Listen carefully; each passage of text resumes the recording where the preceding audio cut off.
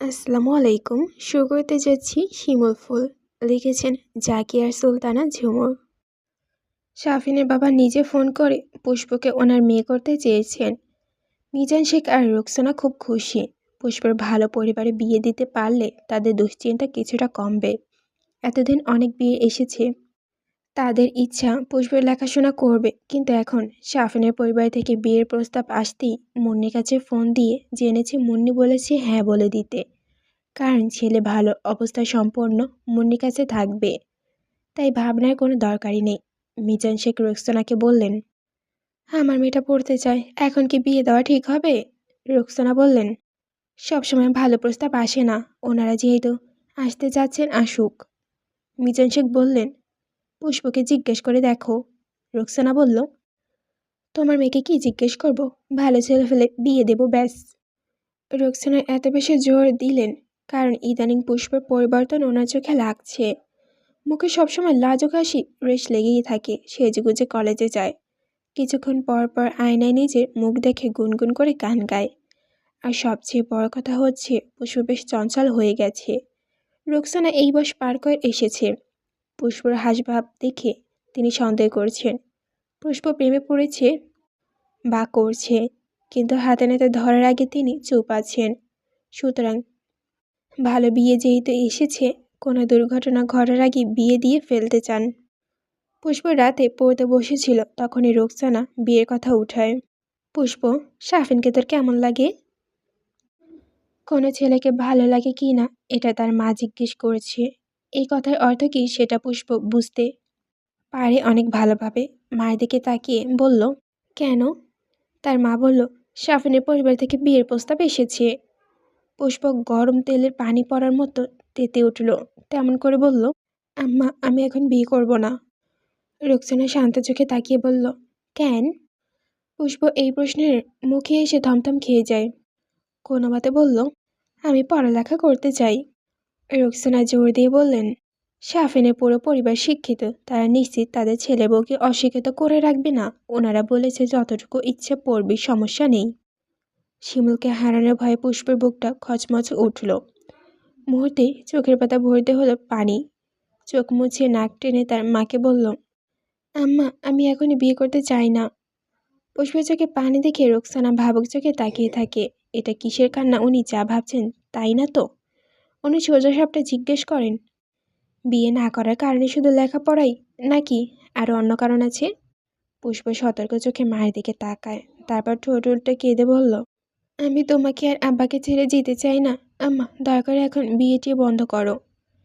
শাফিনকে রোকসানা খুব বেশি পছন্দ, তাই তিনি জোর দিয়ে বললেন, শাফিনকে বিয়েটা করতে হবে, এমন ছেলে হাতে গুনেও পাওয়া যাবে না। পুষ্প মাথা নেড়ে বলল, না। রোকসানা বললেন, তোর কিসে ভালো কিসে মন্দ সেটা আমরাই ভালো বুঝি, তাই যা বলবো তাই হবে। পুষ্প কিছু বলার আগে রোকসানা বলল, মা বাবার কথার বাইরে গিয়ে বেয়াদবের পরিচয় দিবি না। পুষ্প বলল, কিন্তু আম্মা। পুষ্পের কথা শেষ হবার আগে রোকসানা বললেন, কালকে সন্ধ্যায় শাফিনের আব্বা আম্মা দেখতে আসছে। ওনারা হজে যাবে, তাই একটু তাড়াতাড়ি সব করতে চান। কালকে কলেজে যাওয়ার দরকার নেই। এটা বলে তিনি চলে যান। পুষ্পর নরম মন ভয়ে চিৎকার করে ওঠে, গলা দিয়ে শব্দ করে কান্না আসতে চায়। হাত দিয়ে মুখ চেপে শক্ত করে বসে থাকে। শিমুলকে ছেড়ে অন্য কাউকে বিয়ে করবে কিভাবে? পুষ্প বাঁচবে না, একদম মরে যাবে। ওই রাগে শিমুলকে তার চাই। শিমুলকে ছাড়া বেঁচে থাকা অসম্ভব। চুপ করে বসে থাকে। বাবা মা যখন ভাত খেতে ডাকলো, তখন পুষ্প এক ফাঁকে তার আম্মার মোবাইলটা নিয়ে শিমুলের নাম্বারে ফোন দেয়। শিমুল কেটে দিয়ে কল ব্যাক করে, খুব ব্যস্ত গলায় বলল, হ্যালো পুষ্প। শিমুলের গম্ভীর গলা পুষ্পের নরম মনটা দুলে ওঠে। তার কণ্ঠে নামটা শুনে তার চোখে পানি চলে আসে। কান্না চেপে ফ্যাস ফ্যাস গলায় বলল, শিমুল ভাই, আপনি কি খুব ব্যস্ত? নির্বাচনে আর মাত্র 5 দিন বাকি। চারিদিকে সতর্ক নজর রাখতে হচ্ছে। শিমুলের শ্বাস ফেলা জো নেই। কাজে চাপে মায়াবীর সাথেও দেখা করার ফুরসাত মিলছে না। শিমুল ছোট্ট মায়াবীটাও খুব বুঝদার, সুবিধা অসুবিধা খেয়াল করছে। কলেজে যাওয়ার সময় শিমুল ক্লাবের সামনে দাঁড়ায়। পুষ্প যাওয়ার পথে এক নজর তাকিয়ে চোখে চোখে ভাব আদান প্রদান করে মনে তৃষ্ণা মিটিয়ে নেয়। সময়ের স্বল্পতার কারণে দেখা করা সম্ভব হচ্ছে না। হঠাৎ করেই প্রিয় ফুলের গলায় কান্না ভেজা স্বর শুনে বুকের কোথাও চাপা ব্যথা অনুভব হয়।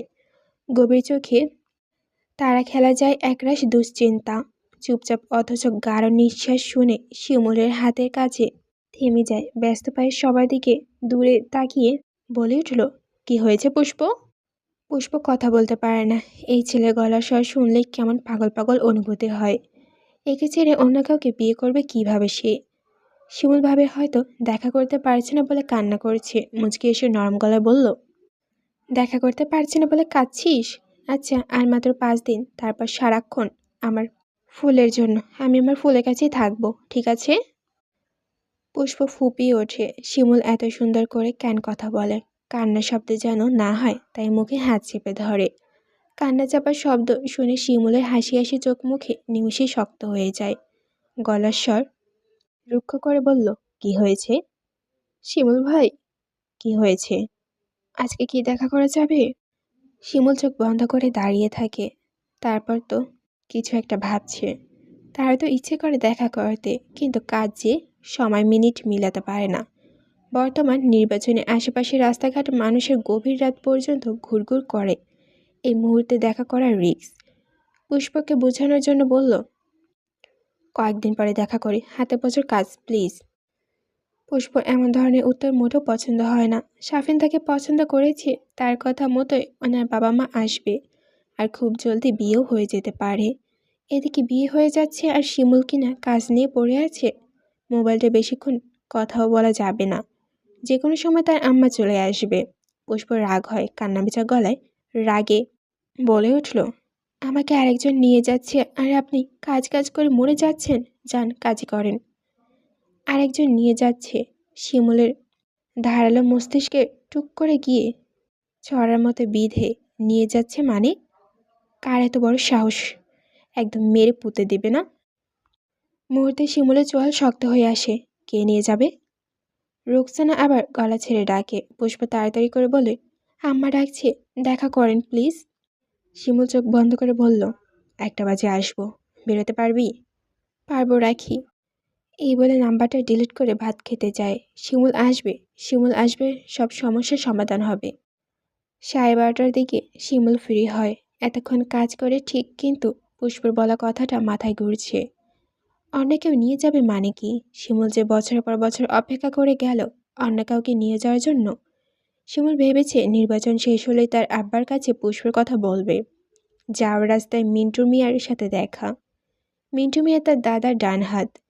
গ্রামে আনাচে কানাচে সব খবর তার দাদার কানে দেয় সে। শিমুলের বাড়ির উল্টো পথে দেখে মিন্টুর সন্দেহ চোখে তাকায়। শিমুল ভাইজান, এইদিকে কই যাও? মিন্টুকে দেখে শিমুল সতর্ক হয়ে যায়। আঙ্গুল দিয়ে সিগারেটের টোকা দিয়ে পুরো অংশটি ফেলে বলে, তিয়াসের কাছে যাই, একটু জরুরি দরকার। মিন্টু আর কিছু বলে না। সে তার মতো চলে যায়, কিন্তু কপালে ভাঁজ মিলে না।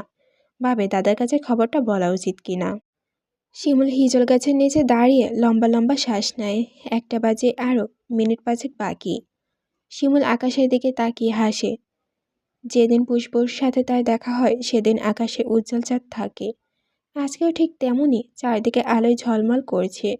তখনই আরেকটা চাঁদের ঝলমল করে কুটি কুটি পায়ে আসে।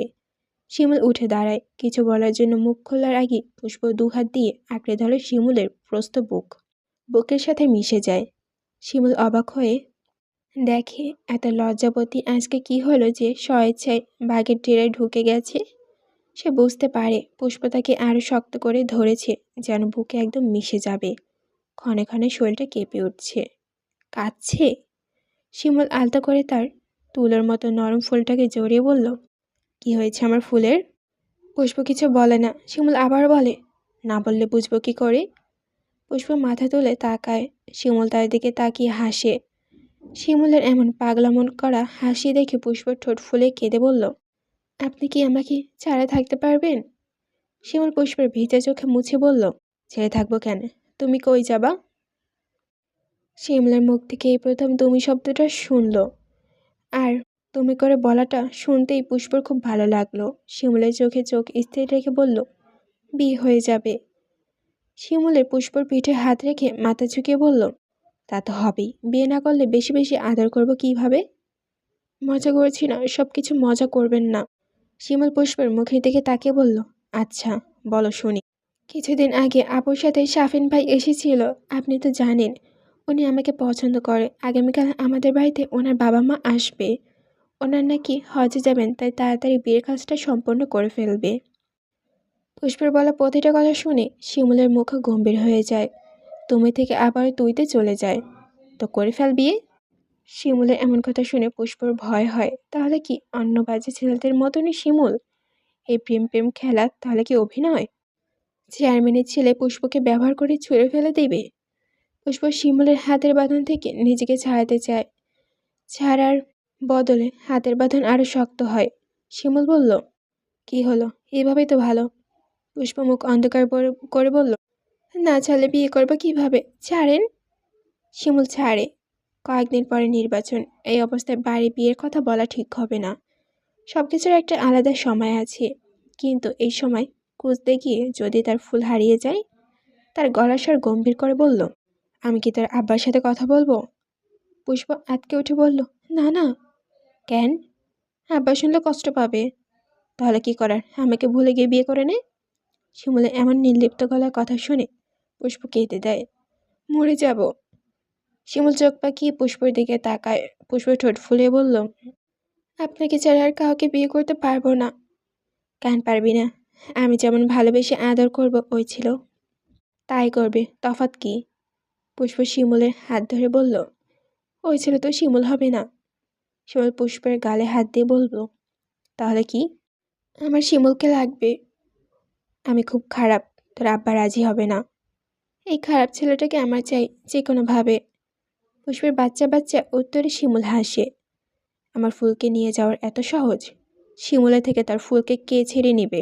অসম্ভব। আব্বা আম্মা আব্বা আপু বাসার সবাই রাজি।